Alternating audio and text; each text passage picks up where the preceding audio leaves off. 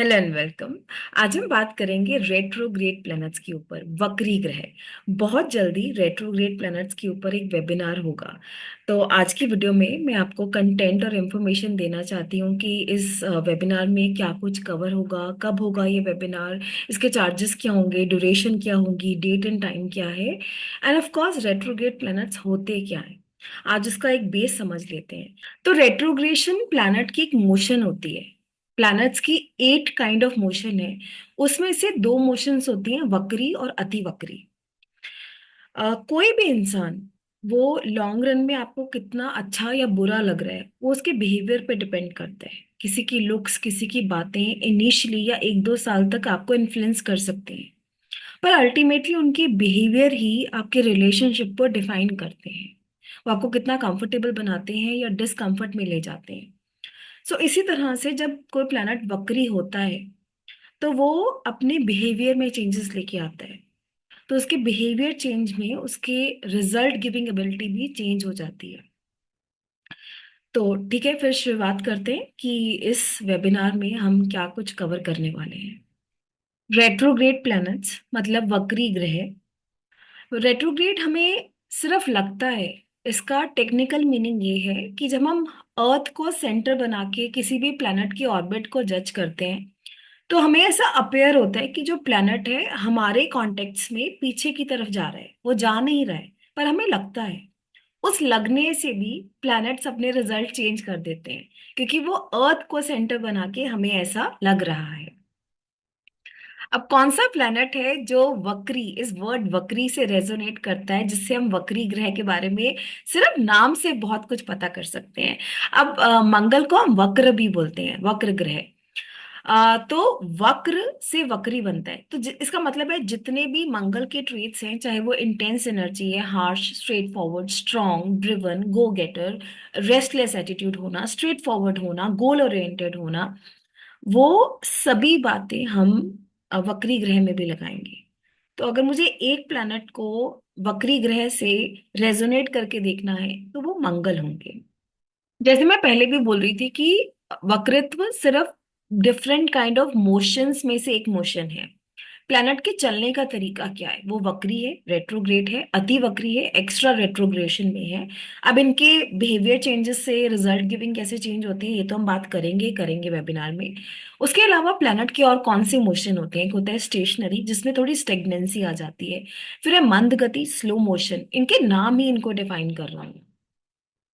फिर है मंद, वेरी स्लो, जिसे हम सैटर्न से देखेंगे, जैसे हम वक्र को वक्री ग्रह से जोड़ के देख रहे हैं। फिर है सम मीन मोशन, जिसको स्टेबिलिटी लेने के लिए हम जोड़ के देखते हैं, कंसिस्टेंसी रहती है उसमें।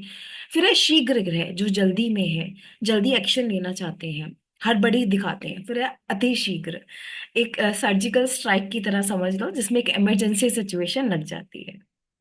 हो सकता है रेट्रोगेशन पे बहुत सारी इंफॉर्मेशन आपके पास ऑलरेडी हो, तो ऐसा लग रहा हो कि इस वेबिनार से हमें क्या मिलेगा।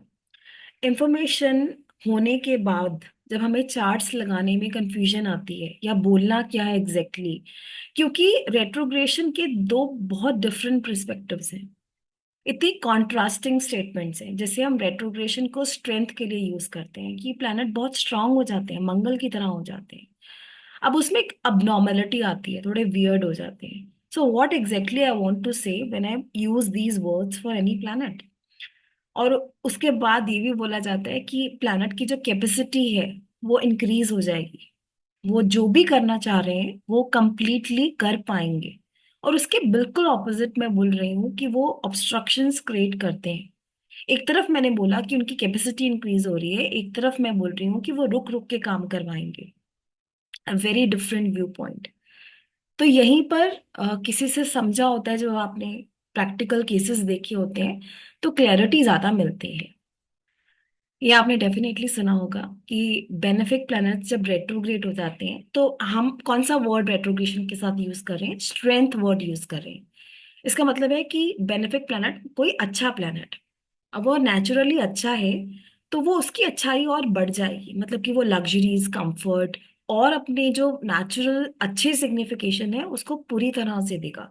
वही मेलेफिक प्लैनेट जो मेलेफिक करना चाहते हैं नेचुरली या फंक्शनली मेलेफिक, वो अगर स्ट्रेंथ में आ रहे हैं तो वो आपको कंफ्यूजन देंगे, एमलेस बनाएंगे, कन्फ्लिक्ट देंगे, हार्ड सिचुएशन देंगे।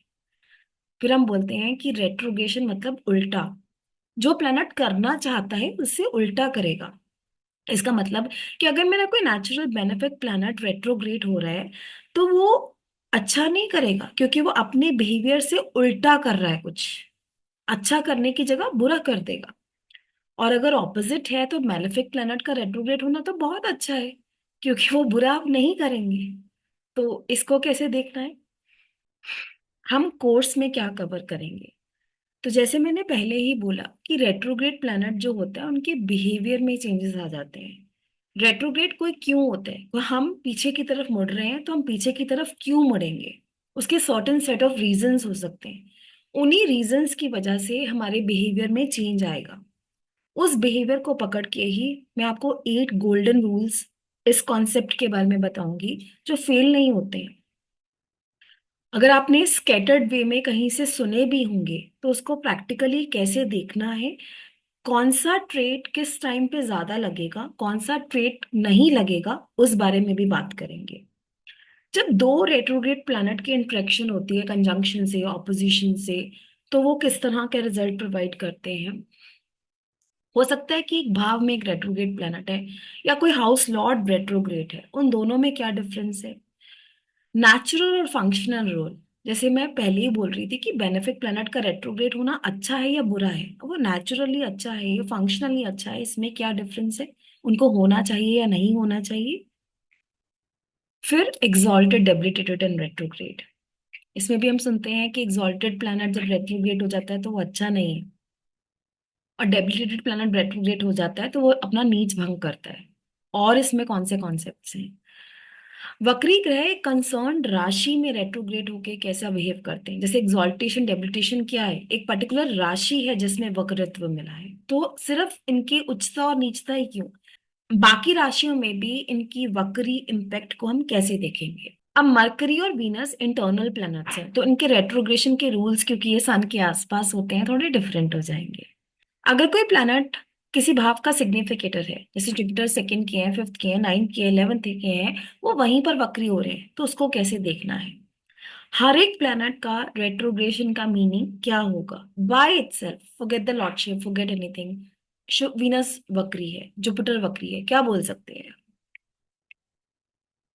फिर रेट्रोग्रेशन के रिजल्ट्स अच्छे या बुरे कैसे हो जाते हैं, वो डिपेंड करता है उनकी प्लेसमेंट, एसोसिएशन और कंजंक्शन से। जैसे राशियों की हम बात करें तो इसका मतलब है कि कौन सी राशि में प्लैनेट वक्री हो रहा है, कौन से भाव में वक्री हो रहा है, वो इंपॉर्टेंट है, उससे उनका रिजल्ट चेंज हो रहा है। नाड़ी की इंटरप्रिटेशन क्या है रेट्रोग्रेशन को लेके, रेट्रोग्रेशन को मैंने नाड़ी के थ्रू बहुत अच्छे से समझा, उस बारे में भी बात करेंगे। फिर हम प्रैक्टिकल केसेस लगा के देखेंगे। अब ये वेबिनार कब है और कैसे होगा, डेट होगी संडे 10th नवंबर 2024। 2 आवर्स में बोल रही हूँ क्योंकि 2 आवर्स का टाइम मुझे खुद को चाहिए इस कॉन्सेप्ट को एक्सप्लेन करने के लिए। उसके बाद Q&A, उसके बाद एनर्जी एक्सचेंज की इंफॉर्मेशन भी है। अगर आप इंटरेस्टेड हैं तो आप इस नंबर पर अपना इंटरेस्ट बता सकते हैं, मैं आपको जूम लिंक दूंगी वेबिनार को ज्वाइन करने के लिए। I am looking forward to see you all, जिससे आप रेट्रोग्रेशन को बहुत कंस्ट्रक्टिव और स्ट्रक्चर्ड वे में समझेंगे। Thank you so much.